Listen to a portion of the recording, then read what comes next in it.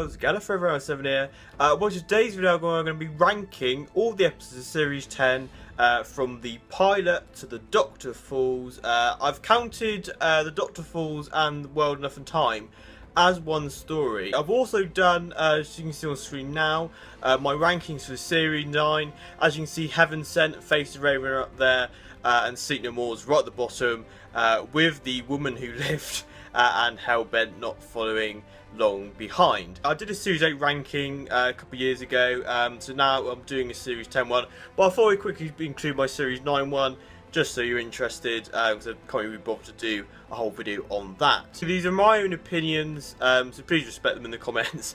But I say, I'd love to hear your rankings in the comment section below. It's really interesting to see everybody's sort of like different perspectives of what should be where on the list and reasons why.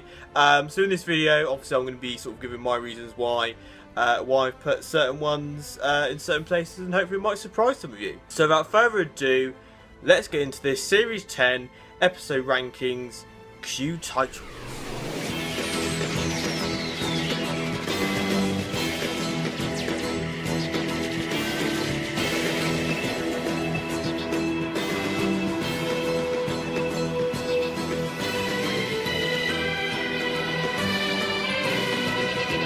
Number 11.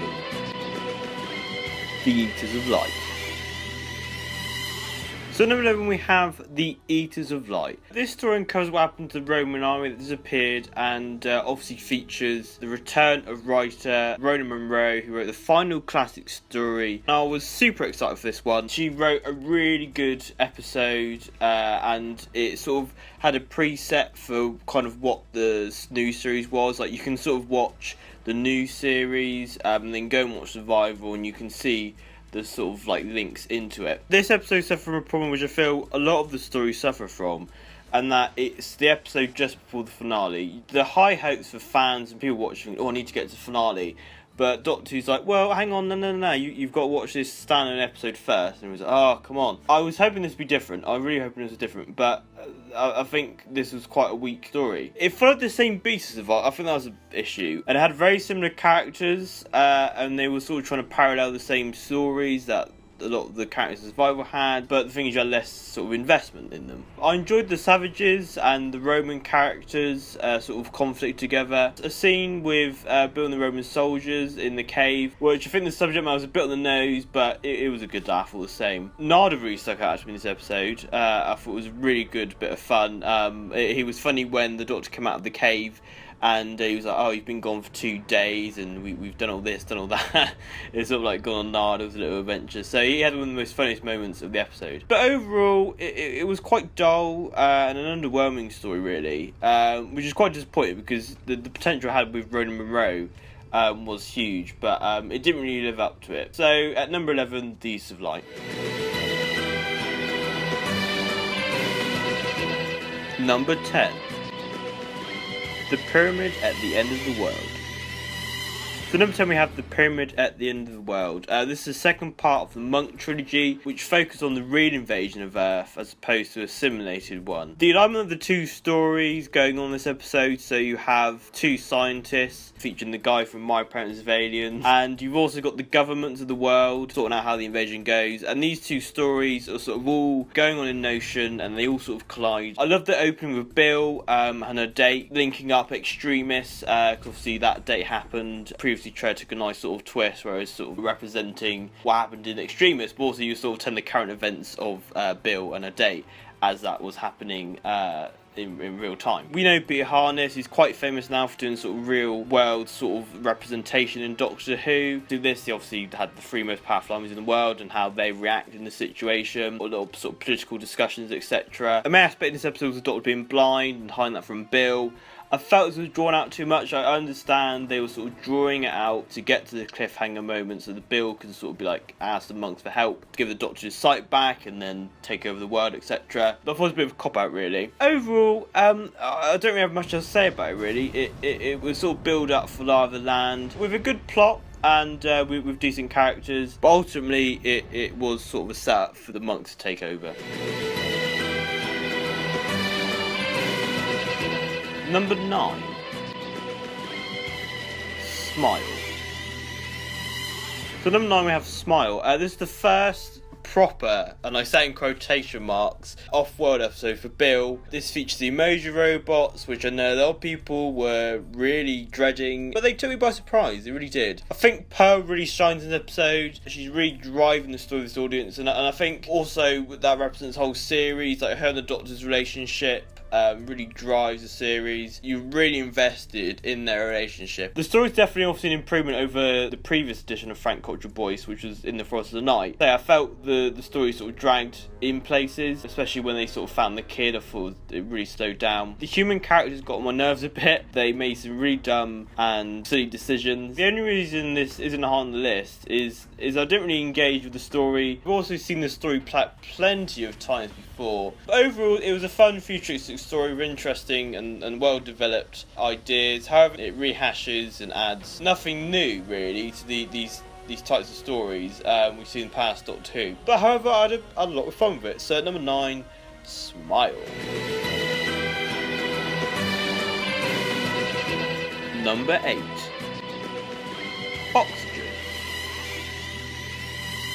So number 8 we have Oxygen. What can I say? The Doctor, Bill, Nardole and space zombies. I was quite excited for this episode because I'm quite a big fan of zombie films. I used to be. And it's in a really interesting concept. This episode discusses themes of sort of corporate companies making money from our air. When you first think about it, you think that's quite extreme, to be honest, at first. But if you think about it more and more, like we have to pay money to have food, which is a necessity to live. So, you know, it has sort of started happening. When you sort of think about it more, you think, oh, it's not a too far-fetched idea. So I did like that sort of spin of it. I liked most of the characters in it, and I thought the atmosphere of this episode, as soon as it got on that space station, it was intense, it was terrifying, sort of classic Doctor Who story of running around corridors, really sort of tight space. I didn't really click the story, to be honest. I loved the opening with the Doctor discussing sort of space and you can see really his passion to get out of the stars. There are really some really great moments, but as a whole, I just didn't really get in and invest in the story. I like the consequences of the Doctor saving Bill, going blind, but I wish it stayed in that episode. We had this hilarious cliffhanger with the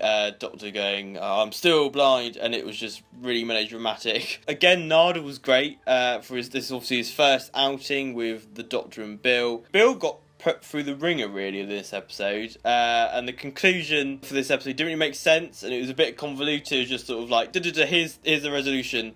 Are you happy with that? We're moving on. Like, what? No. But overall, I appreciate the story for what it is and what it sets out to be. I love it for that. But for me personally, I didn't click / engage with the story, and that's the only reason why it's not higher on the list. But as I appreciate what it's achieving, and it did achieve it. Just for me personally, I wasn't one who super loved it, like I know a lot of people have. Number 7, Thin Ice. So number 7 we have Thin Ice. This is the first historical story for Bill. This story is centred around the Great Ice Fair. I've seen pictures of it in historical books when I was a child. Doctor Who always does that with sort of like a spin on a sort of serious event. For example, the Doctor causing the extinction of the dinosaurs. So off the bat, this features the best child actors Doctor Who's had in a while. And trust me, we've had some bad ones.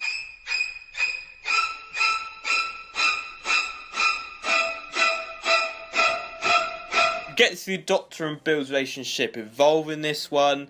Obviously in Smile it's a lot of fun, but in this one Bill realises it's not all just sort of fun. There are consequences to the Doctor's life, and she sort of sees for the first time a different side of the Doctor. She have a great scene with him sort of saying to her, well, if I don't do anything, more bad things will happen. And it's great seeing them search around, investigating, asking different people. They go underwater at some point. I thought the villain was great. The only problem was there wasn't enough time spent with him.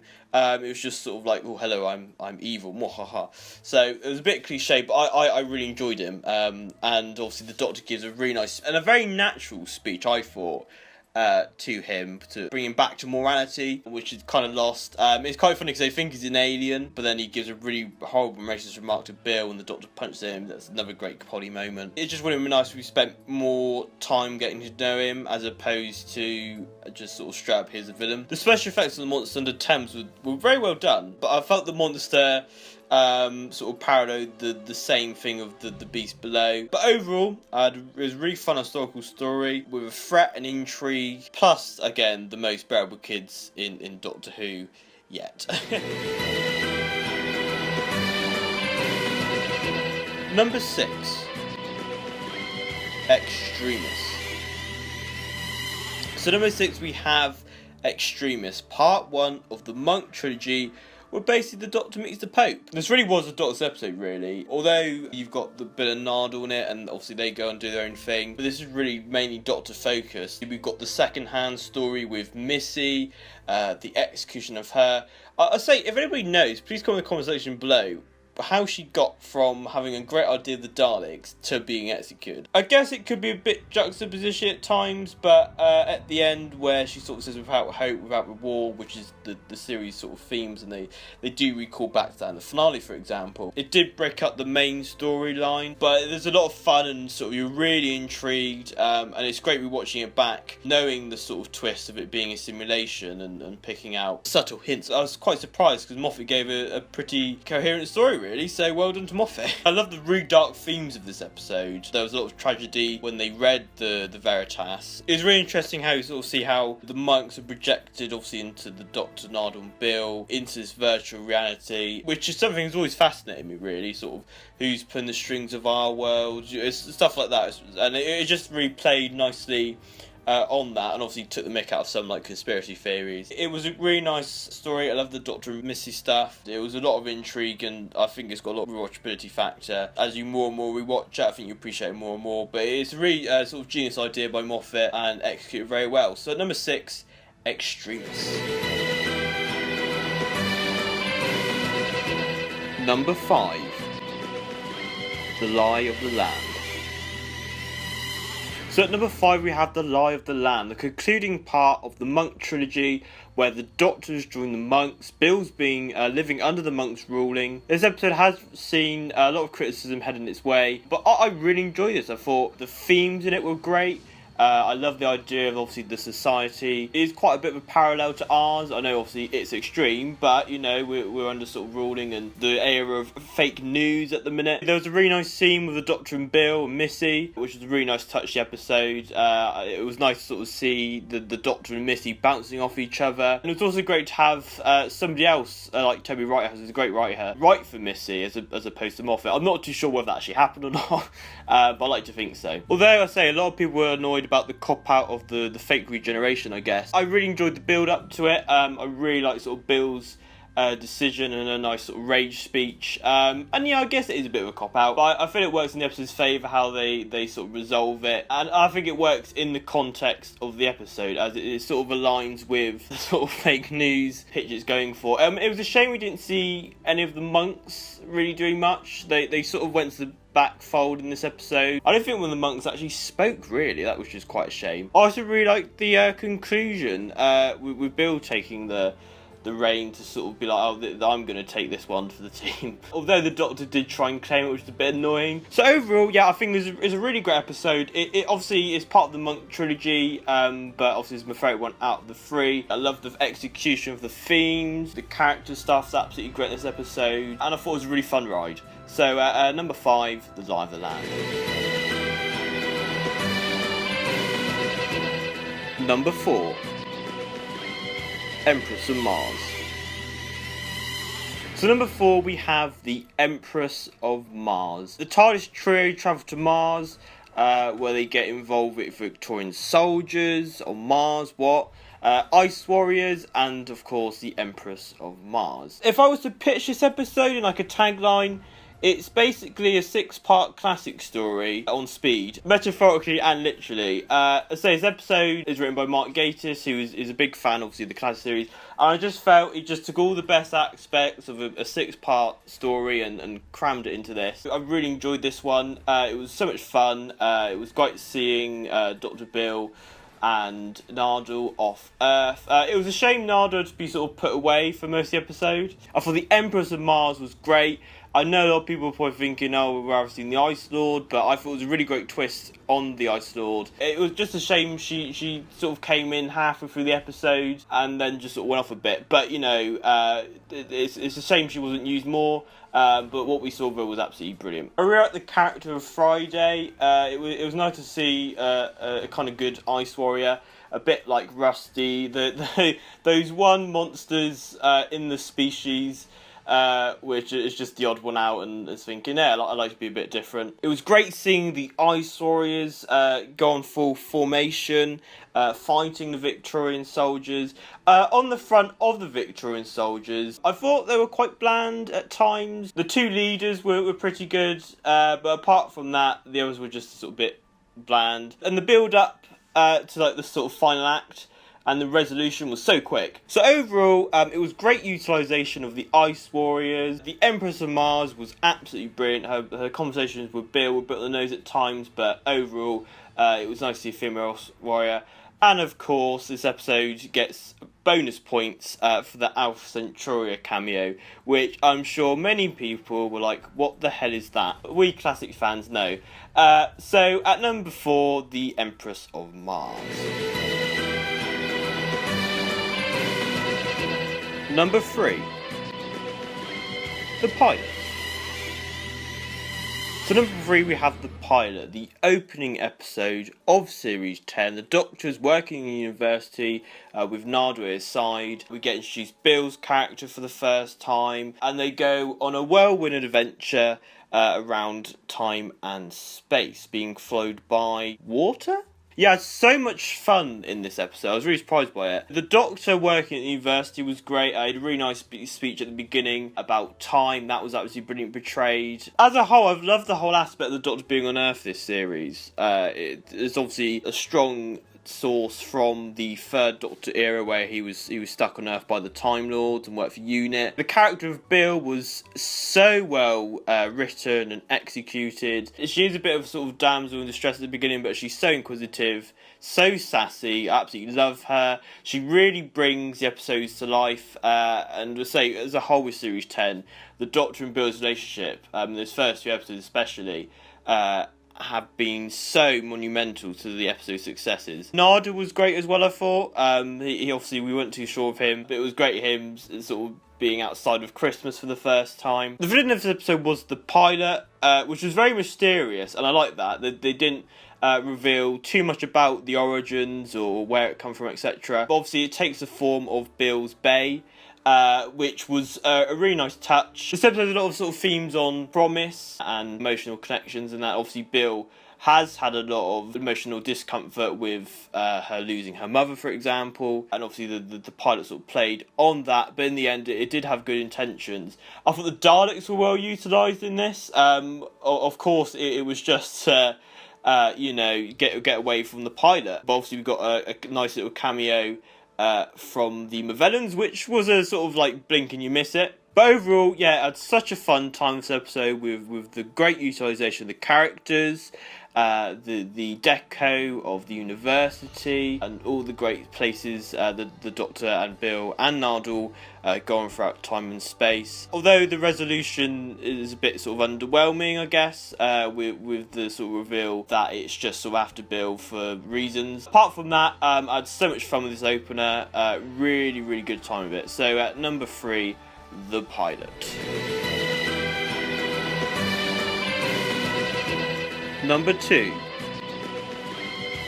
Knock Knock.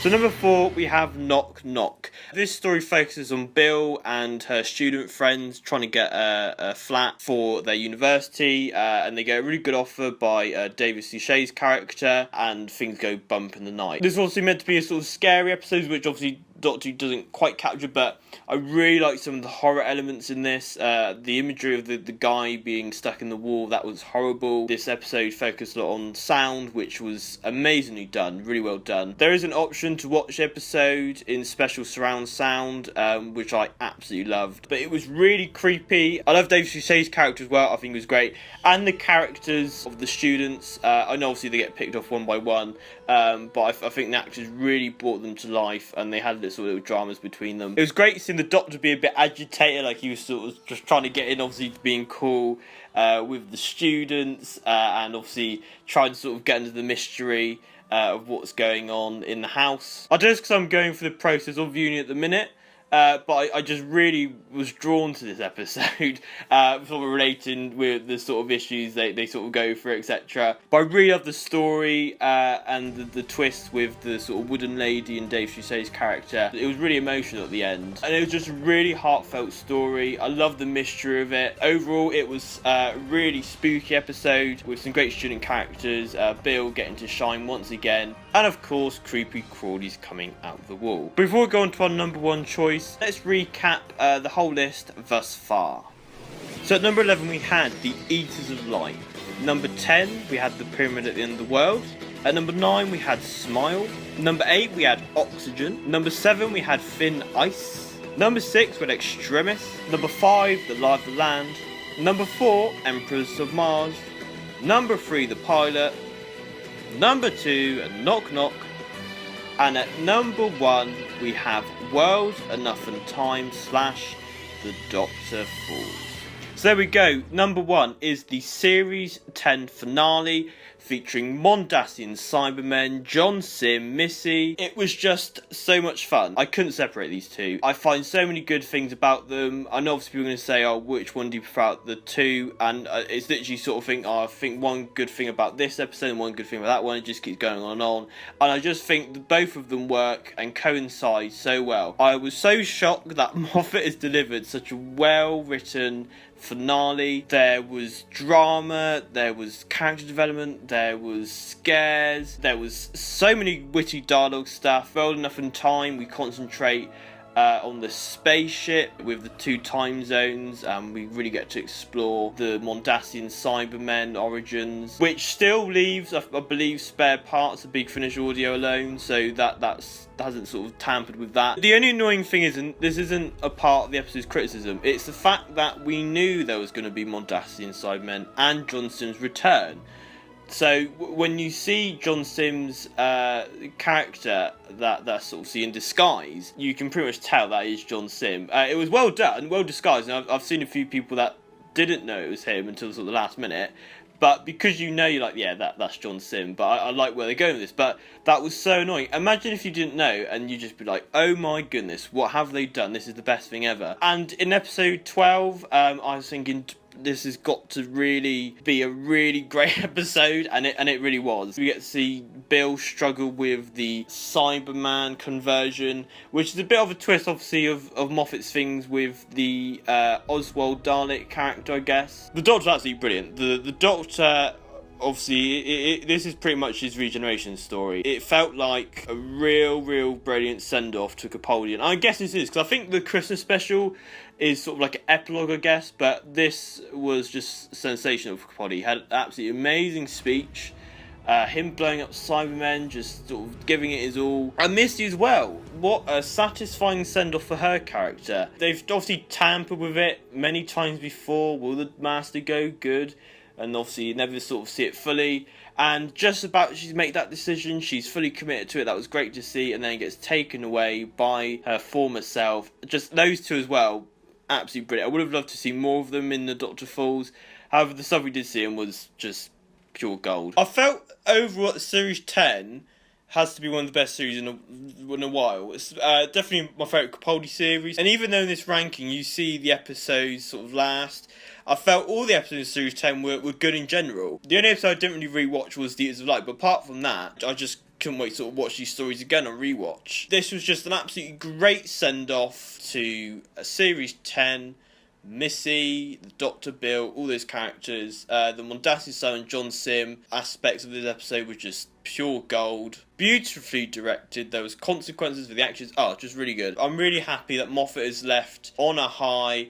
And we've got the Christmas special. So at the end of the episode, we have obviously David Brelly as the first Doctor, teasing the Christmas special, which it could either go two ways. But for now, Moffat has done an absolutely brilliant job with the Doctor Falls and Well Enough in Time. So I'm really praying that he gives a decent standalone last episode for Capaldi. But if he was to leave in the Doctor Falls, and there was so many good aspects, like the flashbacks to companions, etc., sort of referencing Logopolis, for example, that was all great. Although there was a lot of cliches of like regeneration, it was just really great, and I just felt like he could leave now, but obviously Capaldi's like, no, screw you, I'm not leaving yet, you've got Christmas. Overall, a really great story, really great characters, amazing 2-part finale, the best since the Pandora opens and the Big Bang.